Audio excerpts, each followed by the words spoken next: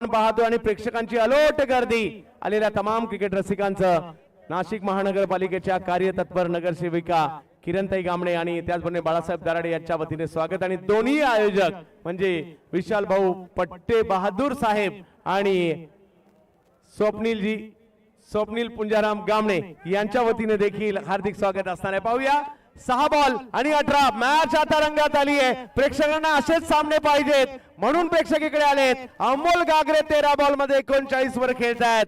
शेवटच्या षटकात काय होणार? आर्या प्रीमियर लीगच्या फायनलला कोण जाणार हे बाकी आहे। निश्चित पहिल्या 2 बॉलवर जर अमोल गागरे स्ट्रायकर एंड कडे आला ना तर मग मॅचची रंगत आणखी वाढेल।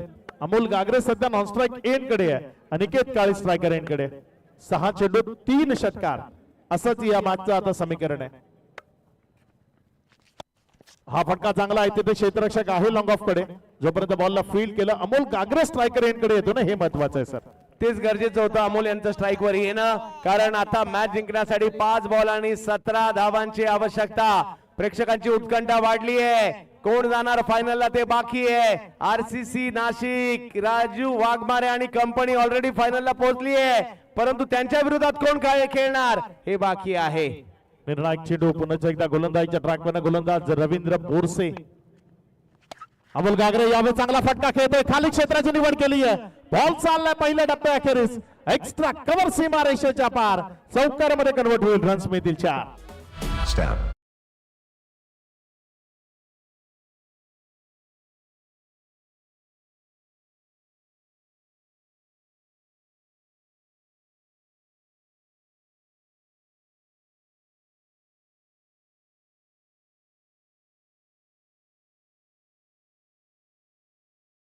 करतायत अमोल गागरे, सध्या पारनेर वरून आलेले अमोल आज मात्र नाशिककरांची मन जिंकतायत। 4 बॉल 13 मॅच मधील प्रचंड उत्कंठा आपण पाहतोय। आर्या प्रीमियर लीगची सेमी फायनल। 2 षटकार मारले तर अंकुश वराडे यांच्याकडनं 1100 रुपये आहेत आणि इथे गरज आहे त्या 2 षटकारांची। इथे उडवलं बॉलला, तिथे क्षेत्ररक्षकाला प्रेक्षक, षटकार।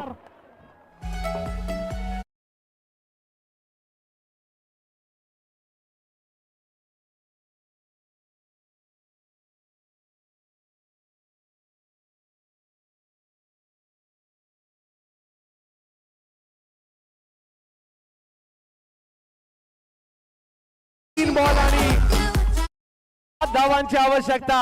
प्रेक्षकांना अमोलची बॅटिंग आवडली असेल तर टाळ्या व्हायला हरकत नाहीये। खूप चांगली बॅटिंग या ठिकाणी पाहायला मिळते। 3 बॉल आणि 7 धावांची आवश्यकता। मॅच नाही संपली।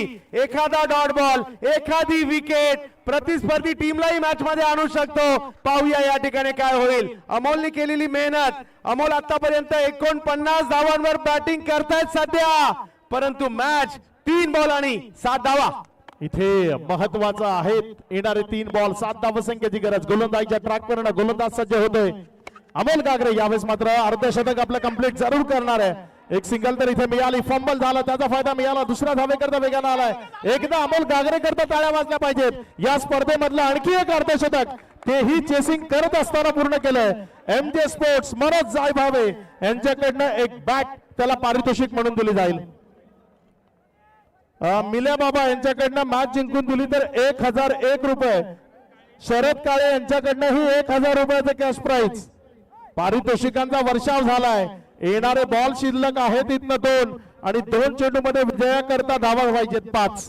कोण जिंकेल, कोण जिंकेल या मॅच मध्ये, कोण जाऊन पोहोचेल फायनल मध्ये? उत्कंठा शिगेला पोहोचली आहे। निर्णायक 2 बॉल गोलंदाजीच्या ट्रॅकवर गोलंदाजी करण्याकरता सज्ज होते रवींद्र बोरसे। समोर अमोल गागरे उभा आहे। रवींद्र बोरसे ना अमोल गागरे मधला संघर्ष।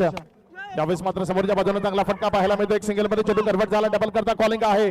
फंबल इथेही झालंय, दुसऱ्या धावे करता आलाय आणि इथे काय घडलंय ते बघायचंय। तिसऱ्या पंचांची मदत घेतली गेली आहे, काय निर्णय येईल याकडे प्रत्येकाचं लक्ष आहे। कोण जिंकेल या मॅचला, कोण जाऊन पोहोचेल फायनल मध्ये, हे तिसरे पंच इथे ठरवत असताना आपल्याला पाहायला मिळतील। शेवटचा 1 बॉल बाकी आहे, पाहूया काय होईल। आता मात्र दोन्ही टीमच्या संघ मालकांच्या काळजाचे ठोके धगधग धगधग धगधग धगधग करायला लागले असतील। अशी एक super duper hit semi final Arya premier लीगच्या इतिहासातील आपण पाहतोय. आणि आता काय होणार शेवटच्या बॉलवर कुणालाच माहित नाही.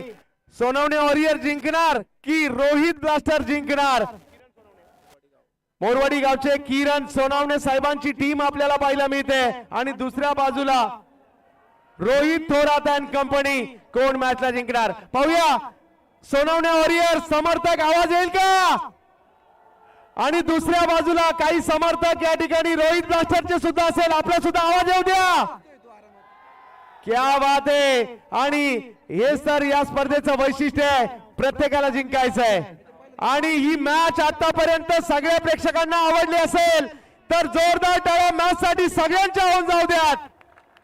काय मॅच रंगली इकडे. अक्षयजी पांडव सर अशा प्रकारच्या मॅच पाहिजे असतात होतात आणि म्हणून तर पब्लिक मैदानात येते. निश्चित प्रेक्षकांच्या खर्च केलेल्या पैशाचा पुरेपूर मोबदला या मॅच मधनं या स्पर्धेमधनं मिळतोय. इथे तिसरे पंच थोडासा डिसिजन आहे, क्लोज कॉल आहे, त्यामुळे ते इथे चाचपणी करतायत, तपासणी करतायत. काही जण देवाचा धावा करत असेल अमोल मैदानात थांबू दे. काही जण देवाचा धावा करत असेल अमोल मैदानाच्या बाहेर जाऊ दे. परंतु आता काय होते ते पाहायचंय. एका बाजूला खुशी एका बाजूला गम. परंतु कुणाला मिळणार खुशी कुणाला मिळणार गम ते मात्र सांगतील आमचे तिसरे पंच. काय माहोल पाहायला मिळतोय. प्रेक्षकांची गर्दी. जागा नाहीये म्हणून पुढे बसलेत अगदी प्रेक्षक. कारण ही स्पर्धा OUT बॅटर आउट. खूप मोठा झटका लागलाय. मॅच मधला हा टर्निंग पॉइंट असू शकतो. कारण आता येणारा शेवटचा एक बॉल शिल्लक आहे आणि एका बॉल मध्ये धावसंख्येची गरज आहे. जर आपण पाहिली तर 4 आणि मैदानामध्ये फलंदाजी करण्याकरता कोण आलाय? लक्ष्मण महारा, जो या मॅचला जिंकवू शकतो, जो या मॅचला फिनिश करू शकतो. तेवढी कुवत, तेवढी ताकद, तेवढी गुणवत्ता त्याच्यामध्ये जरूर आहे आणि तो मैदानामध्ये फलंदाजी करण्याकरता आलाय. शेवटच्या बॉलवर काय होणार सर्वांच्याच नजरा लागल्यात. नाशिक नाही अख्खा महाराष्ट्र पाहतोय tenniscricket.in वर. शेवटच्या बॉलवर काय होणार? RCC नाशिकच्या विरुद्ध कोण खेळणार? सोनावणे वॉरियर्स की रोहित ब्लास्टर. लगातार तिसऱ्यांदा रोहित ब्लास्टर फायनलला जाणार का? नेत्रांचं पारणं फेडणारा सामना, त्याचा चित्तथरारक शेवट. अक्षय पांडव सर. अमित आहेर यांच्याकडनं पारितोषिक आहे. जर या बॉलवर मॅच जिंकवली रवींद्र बोरसेने तर 2000 रुपयाचं कॅश प्राइज. रवींद्र बोरसे निर्णायक बॉल घेऊन समोर लक्ष्मण महारा. उडवलं, फेकून दिलं, खेळ खलास. बॉल जातोय सीमा रेषा पार. षटकार.